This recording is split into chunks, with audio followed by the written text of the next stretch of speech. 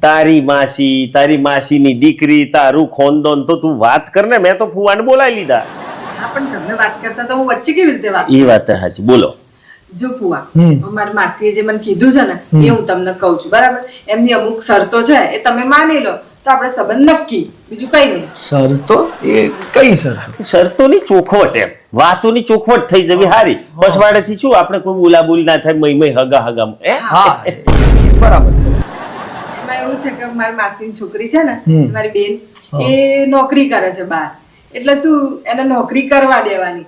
એટલે એ નોકરી છોડશે નહીં. ભણેલી ગણેલી છે આટલું, તે નોકરી નહીં છોડે. અને નોકરી કરે છે એટલે એને શું, ઘરના કામકાજ બી એટલા આવડતા નથી. એટલે રોધવાનું ને એવું બધું એને ફાવતું નથી. તમે એવું કહેશો કે મારા માટે ચા બનેલા, એના માટે નાસ્તો બનેલા, તો એવું બધું એ નહીં કરે. પણ ઘરે કઈક તો કામ કરવું પડે કે નહીં જીતું? ખાવાનું કોમ કરશે ને.